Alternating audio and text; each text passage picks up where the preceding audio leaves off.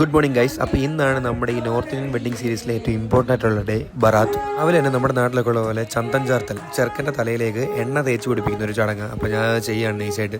തലയിലൊരു മയിൽപ്പീലി വെച്ചിട്ട് എണ്ണ തേച്ചതിന് ശേഷം അടുത്ത ചടങ്ങെന്ന് വെച്ച് കഴിഞ്ഞാൽ ഫേസ് സ്ക്രബ് പോലത്തെ ഒരു കോമ്പൗണ്ട് കൊണ്ട് മുഖത്ത് മുഴുവനെ പുരട്ടിയാണ്.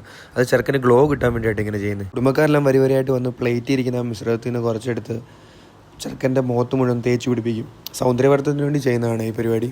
രണ്ടും ബറാത്തുമായിട്ട് ബന്ധപ്പെട്ട് വരുന്ന മെയിൻ രണ്ട് ചടങ്ങുകളാണ്. കുടുംബക്കാരെല്ലാവരും കഴിഞ്ഞതിന് ശേഷം അവസാനം ഞാനും ചെയ്തു. ഇങ്ങനെ രാത്രിയായി, സമയം 8 മണി, ബറാത്തിൻ്റെ ചടങ്ങുകൾ ആരംഭിച്ചു.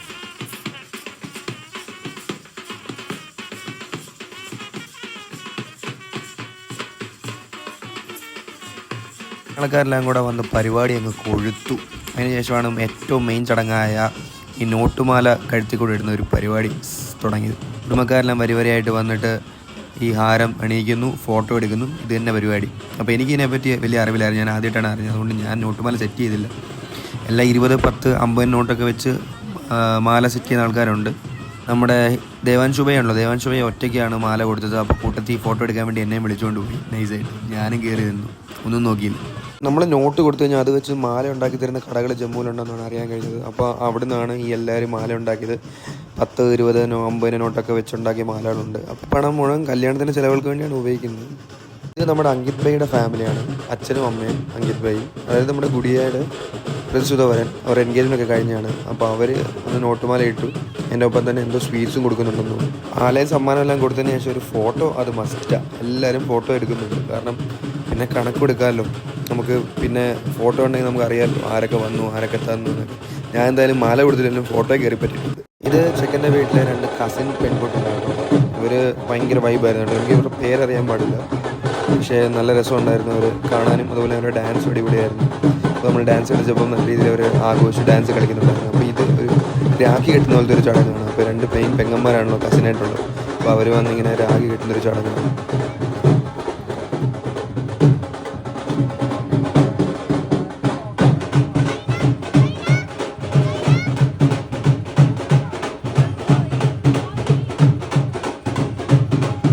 നോട്ടുമാല ഇടുന്നതും രാഖി കെട്ടുന്ന ചടങ്ങെല്ലാം കഴിഞ്ഞിട്ട് പിന്നെ ഡാൻസും വേണമായി. കോലുകാരും ബാൻഡ് സെറ്റുകാരും അങ്ങനെ മൊത്തത്തിൽ കൊട്ടും വേണമായിട്ട് ഡാൻസ് കൊഴുത്തു.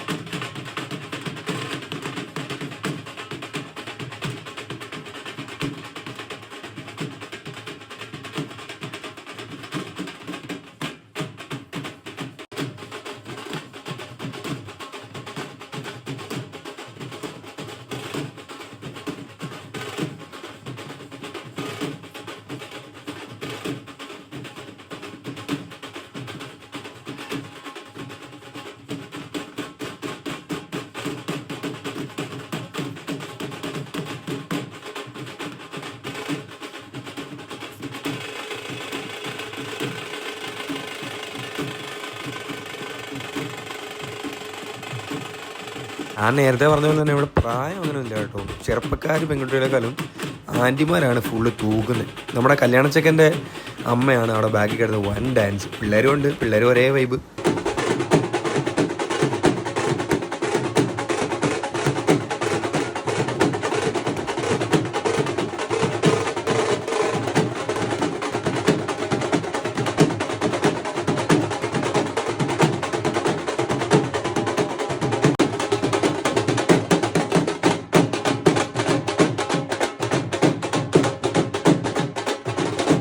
ഇവിടുത്തെ പാട്ട് ഡാൻസും കുത്തുവലിന് ശേഷം നമ്മൾ നേരെ പെണ്ണിൻ്റെ വീട്ടിലോട്ട് പോകും. അപ്പോൾ ഇവിടുത്തെ പരിപാടി കഴിഞ്ഞതിൻ്റെ ഭാഗമായിട്ട് ദീപാവലിക്ക് പൊട്ടിച്ചതിൻ്റെ ബാക്കി വന്ന പടക്കം വെച്ച് പൊട്ടിക്കുകയാണ്, അടിച്ച് പൊളിക്കുകയാണ് നേരെ പെണ്ണിൻ്റെ വീട്ടിലോട്ട്.